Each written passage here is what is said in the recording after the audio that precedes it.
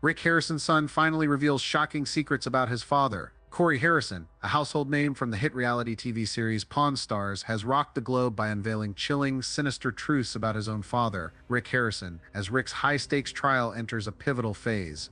In a heart-stopping interview, Rick Harrison's son declared a complete break from his father, exposing a cunning criminal empire that has thrived in secrecy for over 20 years, cloaked beneath the dazzling allure of television fame. Corey's revelations transcend a mere family controversy. They peel back the curtain on a nightmarish underworld, where hidden chambers conceal unspeakable horrors, innocent remains are showcased like macabre relics of history, and a sprawling web of atrocities is meticulously veiled behind the illusion of a blissful family. What could compel a son to take such a drastic step, to renounce his father and lay bare shocking secrets so ghastly? Was Corey silenced by fear, intimidated into withholding the truth until now? Or is this the calculated maneuver of a co-conspirator, desperate to pin the blame on his father? Join us as we delve into the confession behind the silence, a riveting journey to uncover the full, horrifying truth of Rick Harrison's crimes, as told through the shattering testimony of his own son, Corey Harrison.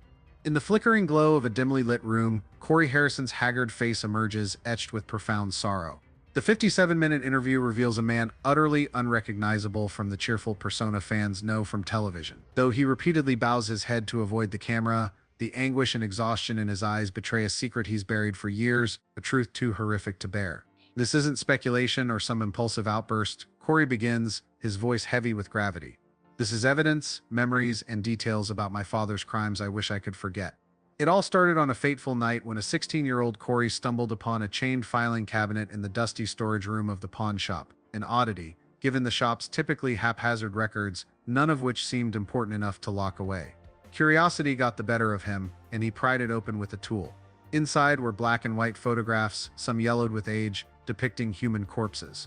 These weren't forensic images, the bodies were posed in bizarre stage settings, a woman draped across an antique bed beside a grandfather clock, a man kneeling in prayer in a Civil War uniform, a young girl seated among vintage toys, her hollow eyes staring blankly. Each body was meticulously arranged, as if part of a perverse art exhibit, revealing the twisted mind of whoever orchestrated and photographed them. Corey's words paint a vivid picture of the sheer terror that gripped the teenage boy in that moment. I was petrified, he recalls, wondering why we had these things in our house. Who did this collection belong to? My grandfather? My father? Chumley? Clinging to denial, he convinced himself they must be fake, part of some art preservation project my dad was working on. His pulse quickens as he recounts the next harrowing moment. As I tried to make sense of what I was seeing, I suddenly realized my father was standing in the doorway, staring at me. Even now, the memory sends shivers down his spine. Terrified, Corey stammered excuses about cleaning the shop, hastily locked the cabinet, and fled to his room. It felt like I'd crossed a threshold I could never uncross, he says.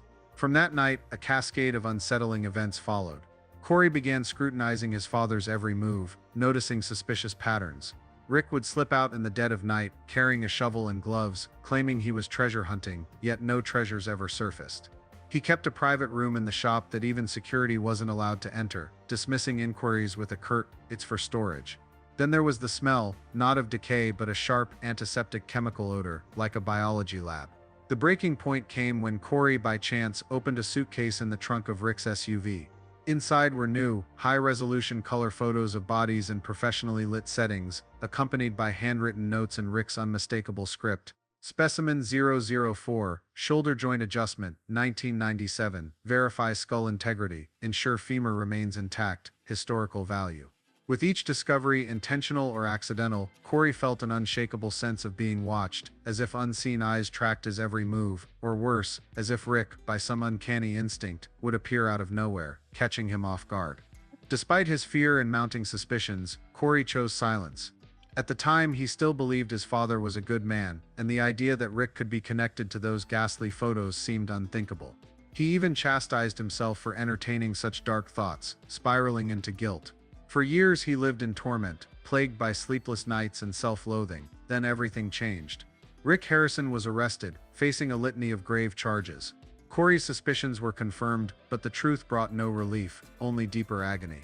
Now Corey wrestles with an impossible choice, to expose his father or protect him. Either path feels wrong, each decision laced with unbearable pain. I knew if I spoke out I'd lose everything, my family, my career, maybe even my freedom, he says, his voice trembling. His fragile attempts to justify his silence crumbled when he received a chilling letter from Rick, containing a single menacing line, "You always knew." "Stay quiet." Those words shattered Corey's heart, revealing a devastating truth. All along, he'd been a pawn in his father's depraved game. Rick had exploited his son's love and trust, even reveling in Corey's suffering. That moment became Corey's awakening. Determined to break free from the chains of silence, he turned over a 200-page journal to the FBI, meticulously documenting every disturbing detail he'd witnessed. That journal now stands as a cornerstone of evidence in a case that has gripped the nation. At its peak, Pawn Stars captivated an average of over 7 million viewers per episode. Audiences were enthralled not only by the high-stakes appraisals of rare artifacts, but also by the heartwarming image of the Harrison family, 3 generations working side by side to run the legendary gold and silver pawn shop. This portrait of familial bonds and generational legacy became a cherished symbol of the American dream, yet that idyllic image has shattered. Corey Harrison's earth-shattering confession sparked an extensive FBI investigation, unmasking a horrifying criminal empire that Rick Harrison had covertly built and operated for over 2 decades, right at the heart of the gold and silver pawn shop.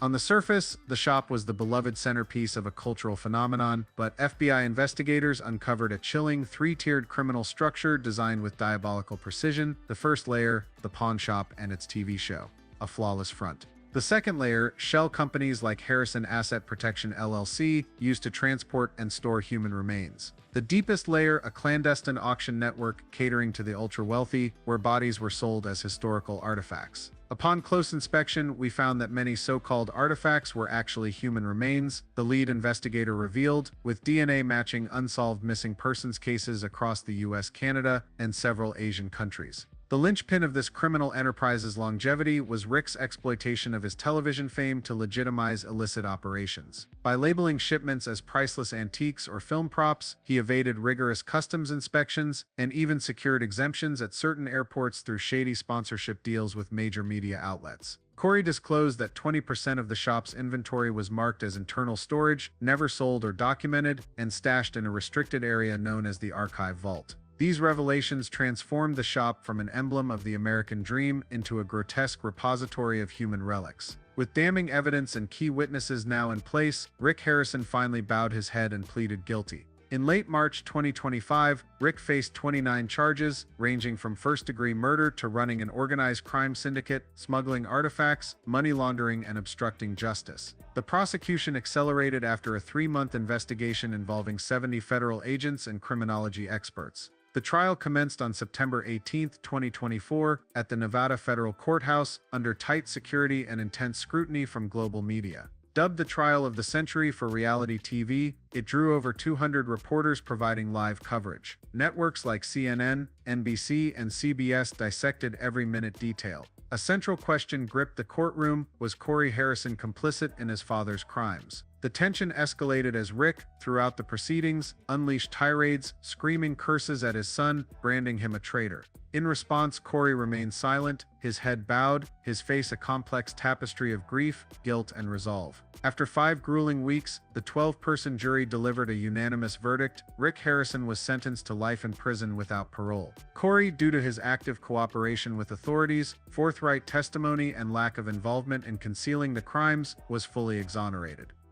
Amid countless tales of courageous individuals exposing the crimes of their loved ones, Corey Harrison's case stands out as a profoundly intricate tragedy. He wasn't a bystander who stumbled into darkness and chose the light of truth. Corey was inextricably woven into this sinister narrative, a figure who perhaps was both culpable and a hapless victim. His hesitation to speak, to act, to acknowledge, left Corey with a burden he could only name years later. Silence can kill, he reflects, not directly but slowly and relentlessly. Yet, in some ways, Corey was also a victim, ensnared by years of psychological manipulation. Rick Harrison wasn't the stereotypical abusive or domineering father.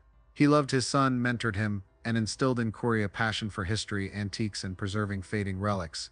This bond clouded Corey's early suspicions as his heart clung to the image of a trustworthy father, the man who shaped him into who he is today.